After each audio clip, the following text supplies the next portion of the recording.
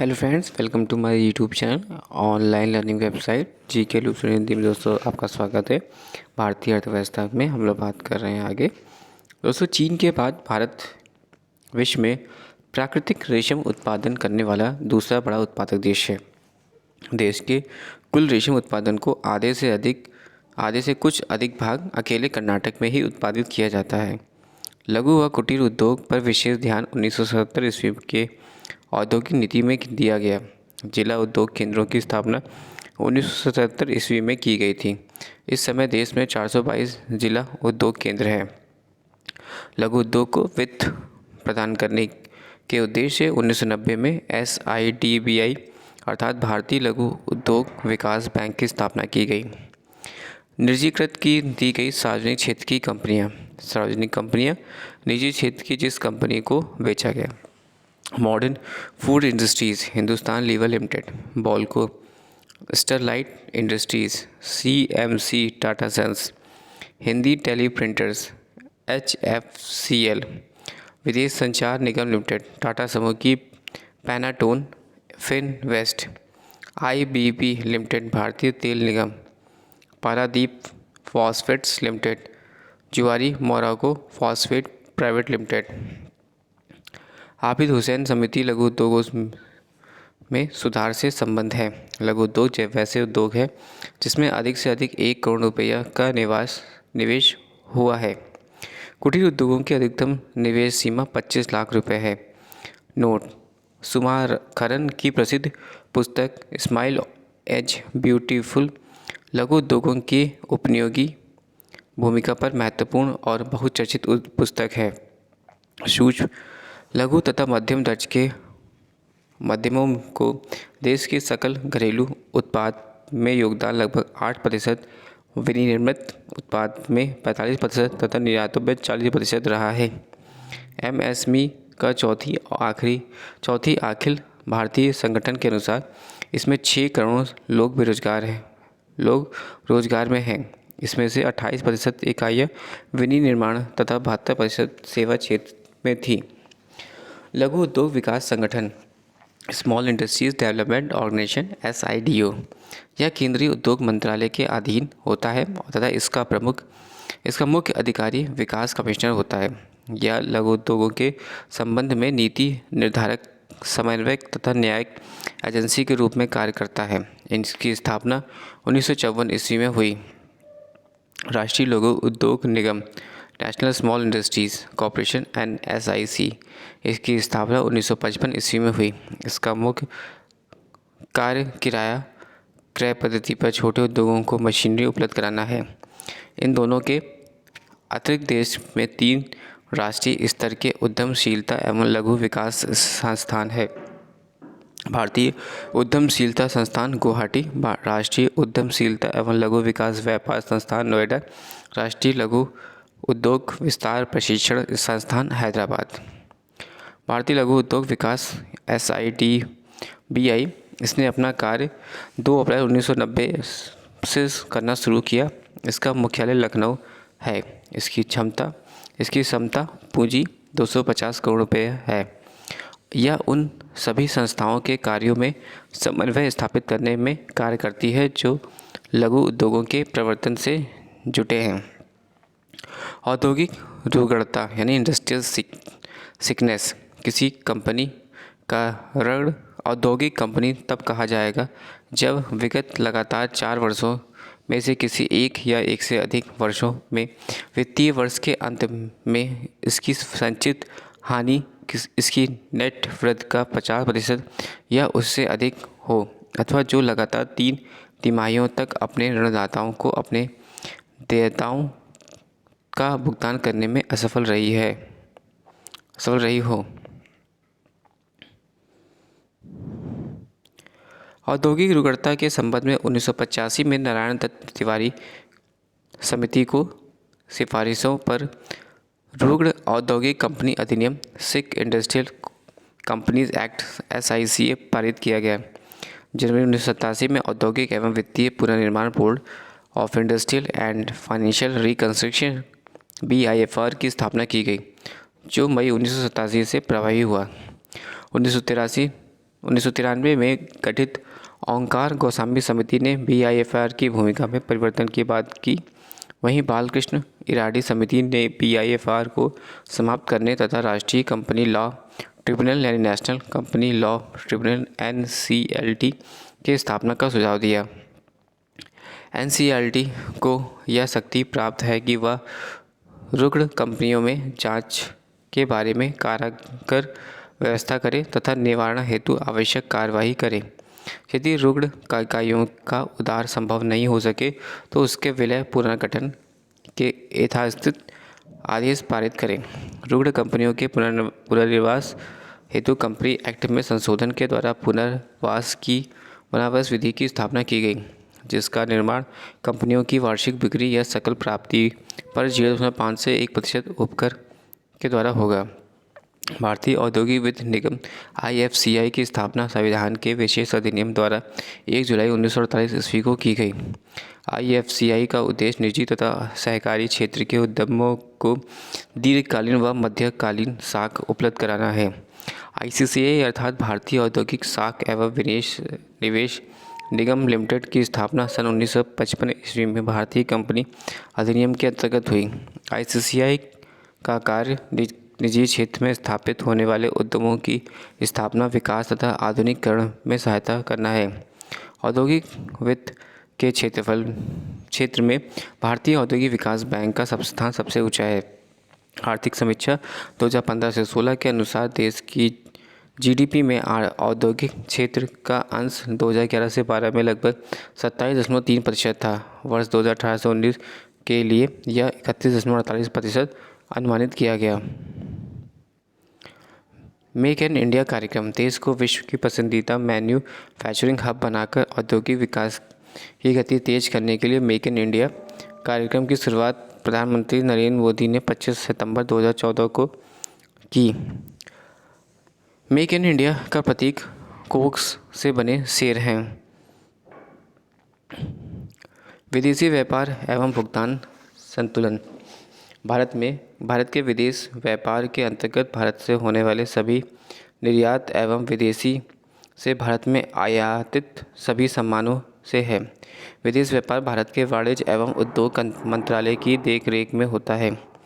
विगत 10 वर्षों में भारतीय व्यापारिक माल व्यापार सीमा शुल्क आधार पर 2004 से 5 में 195.1 बिलियन अमेरिकी डॉलर से 2017 से 18 में बढ़कर 768.956 बिलियन अमेरिकी डॉलर होकर लगभग 4 गुना बढ़ गया है। विश्व व्यापार संगठन के अनुसार वैश्विक निर्यात और आयात में भारत का हिस्सा वर्ष 2004 में क्रमशः 0.8% और 1% में 2017 से बढ़कर क्रमशः 1.68% और 2.48% हो गया। प्रमुख निर्यातकों और आयातकों की दृष्टि से भारत का स्थान वर्ष 2004 में क्रमशः 30 और 23 से सुधरकर 2017 में क्रमशः 20 और 11 हो गया।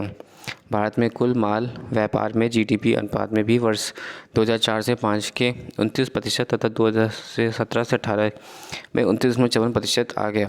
वर्ष 2016-17 में देश के निर्यात 275.82 बिलियन डॉलर के रहे, जो वर्ष 2015-16 की इसी अवधि की तुलना में 5.3% की वृद्धि दर्शाते हैं। वर्ष 2016-17 में देश की आयात 384.36 बिलियन डॉलर के रहे, जो वर्ष 2015-16 की तुलना में 0.9% की ऋणात्मक वृद्धि दर्शाते हैं।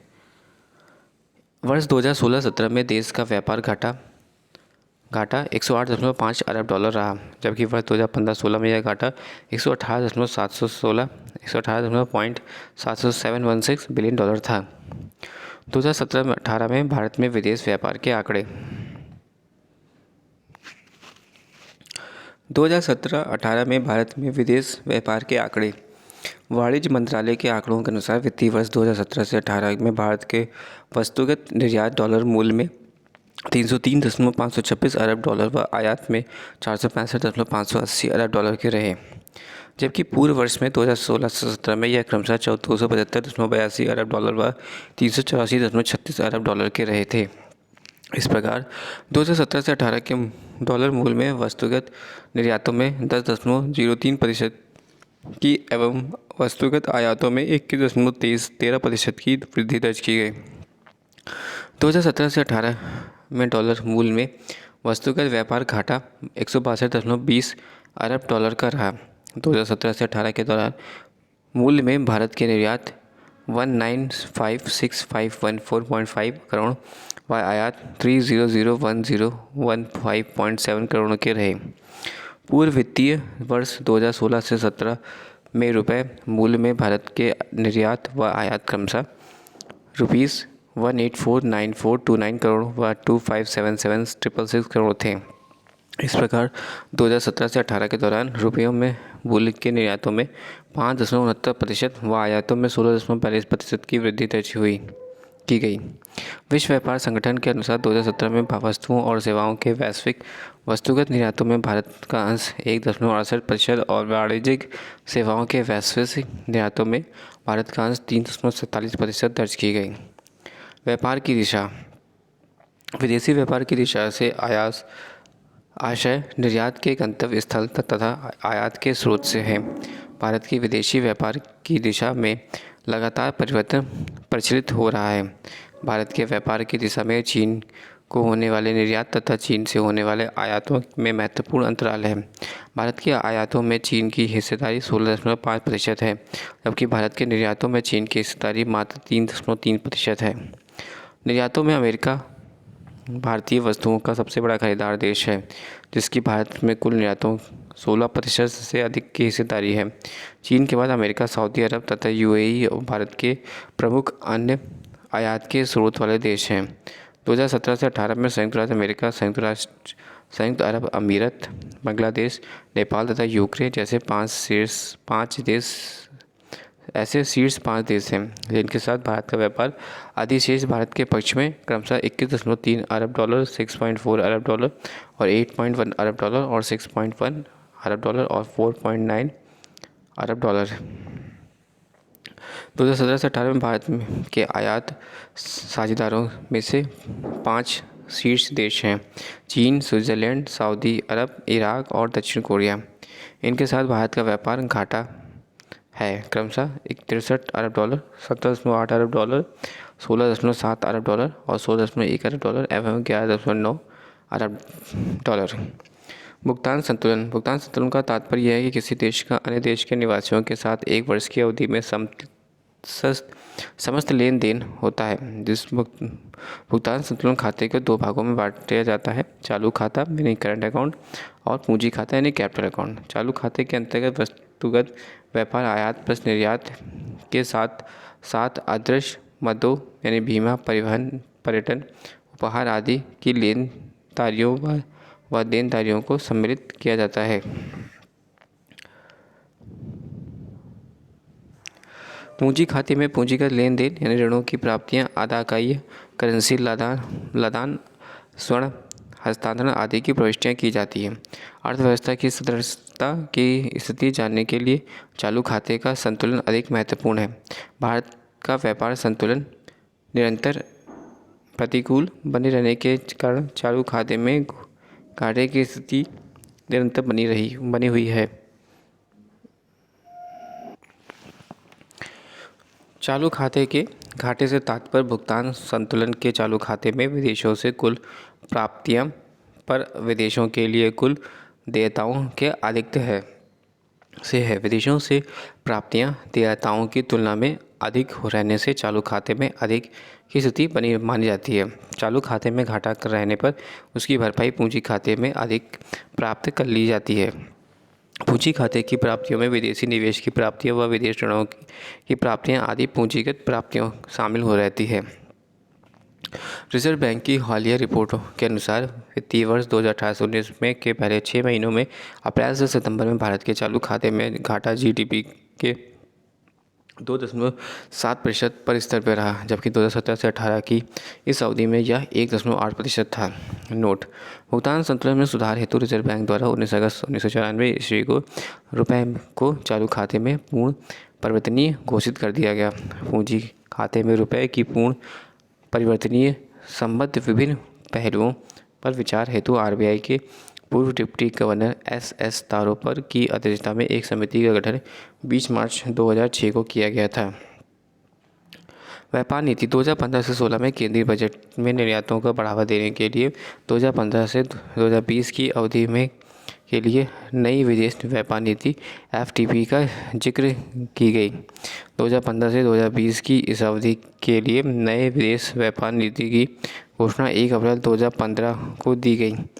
इसमें विनिर्माण और सेवा निर्यात दोनों में सहायता प्रदान करना तथा व्यापार को अधिक सुलभ बनाने पर जोर दिया जा गया है। नई विदेश व्यापार नीति का लक्ष्य 2019-20 तक भारत के निर्यात को 900 बिलियन अमेरिकी डॉलर तक बढ़ाना है। इससे विश्व व्यापार में भारत की हिस्सेदारी 2% से बढ़कर 3.5% हो सकेगी। विदेशी मुद्रा भंडार भारत के विदेशी विनिमय रिजर्व में विदेशी मुद्रा परिसंपत्ति SDF, स्वर्ण विशेषज्ञ आहरण अधिकार पत्र STR व अंतर्राष्ट्रीय मुद्रा कोष IMF के रिजर्व ट्रांसपोजिशन RTP आते हैं। विदेशी मुद्रा परिसंपत्तियों को प्रमुख करेंसियों जैसे अमेरिकी dollar, euro, pound sterling, Canadian dollar, ऑस्ट्रेलियाई डॉलर और जापानी येन आदि में रखा जाता है। अमेरिकी डॉलर और यूरो दोनों हस्तक्षेप करेंसियां हैं। यद्यपि मुद्रा भंडार को केवल अमेरिकी डॉलर के में अभिव्यक्त किया जाता है, जो इस प्रयोजन हेतु अंतर्राष्ट्रीय मूल्यांकन है।